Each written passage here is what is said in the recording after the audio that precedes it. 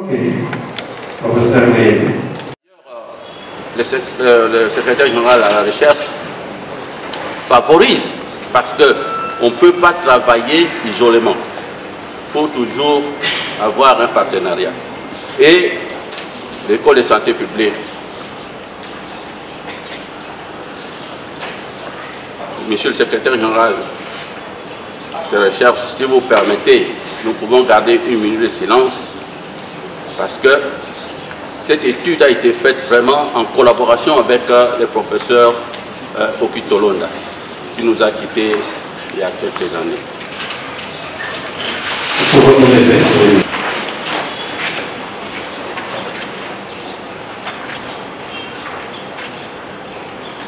Merci. C'était donc ici le moment de faire l'apologie hein, de cette collaboration-là. Cette collaboration. Le docteur Kebel, je ne sais pas s'il est dans la salle, hein, et il y avait aussi une dame là, Mania, je pense, Mania, hein, qui a contribué aussi. Donc la DGLM, l'école de santé publique, l'INRB ont vraiment contribué, n'est-ce pas, à ce travail. Et donc, vous n'oublierez pas, de toute façon, je crois que vous les avez invités au moins au dîner de ce soir, hein, pour témoigner, n'est-ce pas, la reconnaissance à ce groupe. Alors, ma question donc c'était de savoir pourquoi, alors que biologiquement, scientifiquement, nous avions des preuves que c'est le virus H5N1, hautement pathogène, le virus aviaire, qui allait être l'agent de la pandémie du 21e siècle. Mais en réalité, ce n'est plus ce virus-là, mais c'est le virus SARS-CoV-2 hein, qui nous a donné la pandémie de Covid-19. Ça, c'est ma première question. La deuxième question, quelle différence faites-vous entre H1N1 et H1N1 pandémique 09? Je l'ai dit plusieurs fois dans sa présentation.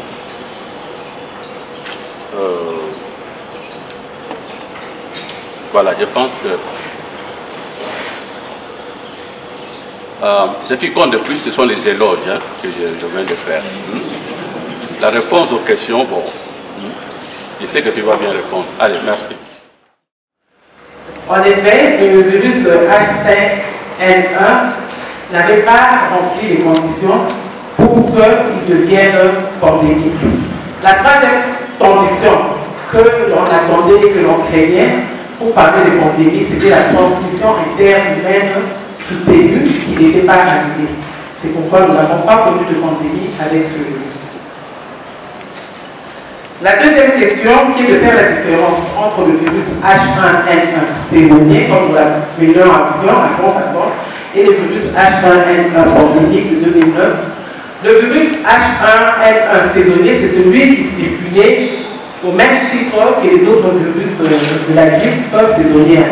Et le virus H1N1 pandémique de 2009, c'est le virus réassorti qui est né du réassortiment entre le virus H1N1 de la grippe humaine saisonnière, le virus de la grippe aviaire et le virus de la grippe porcine, qui avait donné ce nouveau virus réassorti que l'on a appelé H1N1 pandémique de 2009, puisque c'est en 2009, et c'est ce virus-là qui avait causé la pandémie en 2009.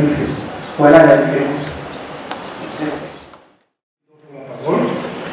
Je commencerai d'abord par rejoindre le prédécesseur pour les éloges à la candidate. J'ai vu la dernière version qui a été nettement améliorée par rapport à tout ce qui a été fait au début. Alors moi, comme je ne suis autorisé que de poser une seule question, alors je fais le tri et de manière aléatoire, je vous pose la question suivante. Vous avez parlé dans votre présentation, je pense que ça doit être la diapo 32 ou 31-32, vous avez parlé de la co-infection saisonnière entre la grippe et le paludisme. Oui. Alors moi, ma question est de savoir quels sont les facteurs qui peuvent avantager cette co-infection saisonnière. Merci. Je pense que je n'ai pas parlé de co-infection entre la grippe et l'hépatite. J'ai dit plutôt que la saison grippale coïncide avec la saison palustre à Kinshasa. Et c'est peut-être pour cette raison que la grippe était souvent confondue au paludisme et traitée en tant que tel. Monsieur le secrétaire, on a un futur secrétaire académique, c'est bon. Monsieur le secrétaire à la recherche, les d'autorisation de ce projet pour j'autorise les jurys à se retirer au délibéré à huis clos sur la première partie de l'épreuve.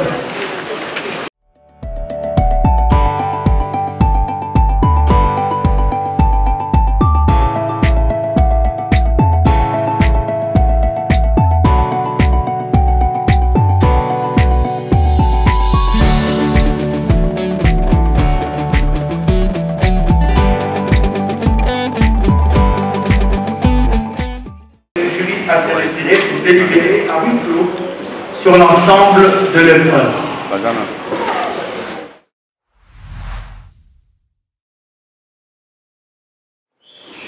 La séance est réouverte. J'accorde la parole au président du jury pour la proclamation des résultats. Proclamation des résultats. Deux jurys chargés de procéder à l'organisation des épreuves de thèse d'agrégation de l'enseignement supérieur en médecine a examiné la thèse présentée par la candidate, Madame le chef de travaux, Dr Nkwebe Ngabana Edith, en vue de l'obtention du grade d'agrégé de l'enseignement supérieur en médecine. Après délibération à huis clos, les jurys ont pris la décision suivante. Madame le chef de travaux, Dr Nkwebe Ngabana Edith, est reçue sur l'ensemble des épreuves. Nous invitons Monsieur le secrétaire général à la recherche, représentant Monsieur le recteur de l'Université de Kinshasa, à bien vouloir conférer le grade d'agrégé de l'enseignement supérieur en médecine à la candidate précitée, faite à Kinshasa le 10 février 2023, le président du jury, professeur Dr Takaïsi Ikuni.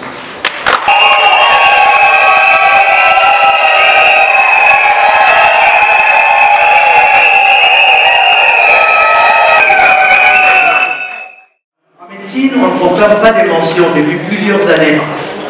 Parce qu'en médecine, on estime qu'un savant, c'est un savant. Il n'a pas besoin d'être en distinction, dans distinction la plus grande. Un savant, c'est un savant.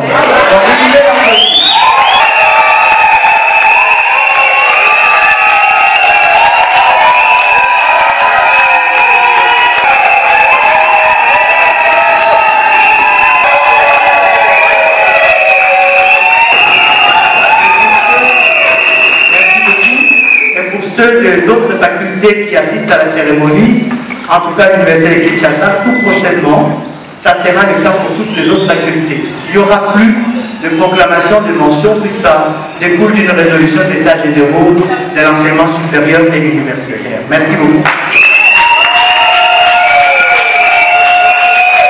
Collation des grades.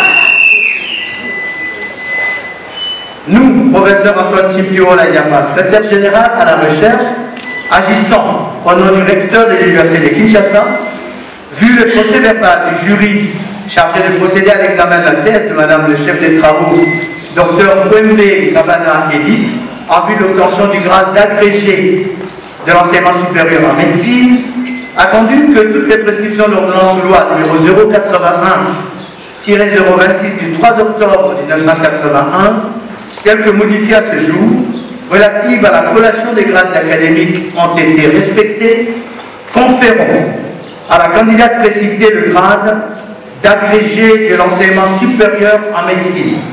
En foi de quoi, nous lui remettons le présent diplôme et les insignes de l'université et déclarons qu'elle a la jouissance de tous les droits et avantages attachés au grade académique obtenus conformément à l'ordonnance loi dont référence ci-haut, faite à Kinshasa le 10 février 2023 pour les recteurs de l'Université de Kinshasa, le secrétaire général à la recherche, professeur Antoine Chimpi Wola Yaba, vous pouvez l'applaudir.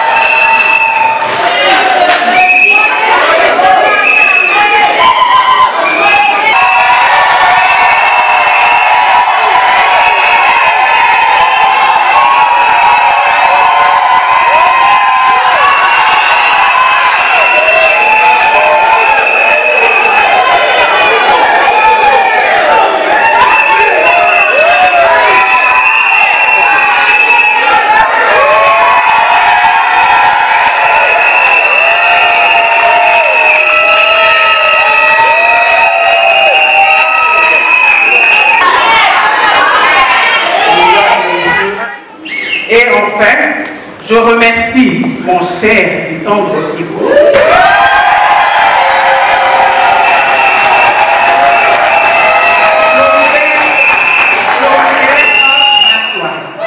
pour son amour, son soutien sans faille et son accompagnement dans l'édifice, dans la réalisation de cet édifice.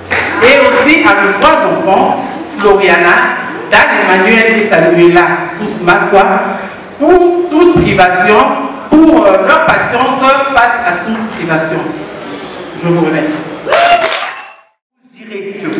Quand vous aurez, en dehors de la joie que le docteur Kwame nous a procuré aujourd'hui, n'oubliez pas que nous avons été à l'une des meilleures universités africaines. Celle-là qui a formé beaucoup de cadres au niveau africain. Et aux cliniques universitaires qui a formé beaucoup de médecins, qui est resté pendant longtemps une grande référence, qui recevait des malades à l'époque qui venaient d'Afrique du Sud et tous les pays environnants. Il n'y a aucune raison aujourd'hui que cette université aille une marche arrière. Et ça se fera en fait avec vos efforts, avec votre soutien à tous. Merci beaucoup.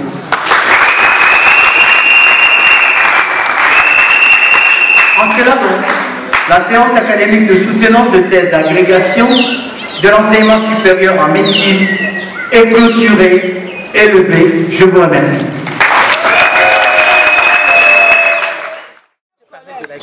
En RDC, on n'avait pas de grille. On parlait de la grille, mais sans savoir si réellement la grille existait. Au cours de notre travail, nous avons pu démontrer que la grille existe bel et bien dans notre pays, à Kinshasa, et elle touche particulièrement les enfants qui ont moins de 5 ans. Donc ce sont les enfants de moins de 5 ans qui ont sorti de et chez qui nous proposons, recommandons aux autorités sanitaires de mettre en place des mesures de prévention pour protéger cette tranche d'âge. Les données là seront exploitées et doivent être mieux mises en œuvre. Avec nos données, l'autorité doit prendre action à mettre en place la vaccination qui vise plus cette tranche d'âge pour le protéger et au besoin même de commander des antiviraux spécifiques contre la grippe pour protéger toutes les personnes susceptibles de faire des formes graves. Bon, les médecins doivent savoir que tous les enfants qui présentent des signes respiratoires peuvent aussi faire la grippe. Alors pour être sûr que c'est la grippe, ils doivent nous référer les échantillons spécifiques de ces malades au laboratoire pour que nous arrivons à confirmer ça de façon que les enfants congolais soient protégés de cette maladie et soient correctement pris en charge. Bon, le TP aux étudiants, c'était pour tester leur niveau de compréhension du cours que j'ai dispensé et voir s'ils ont effectivement compris ce que je leur ai dit.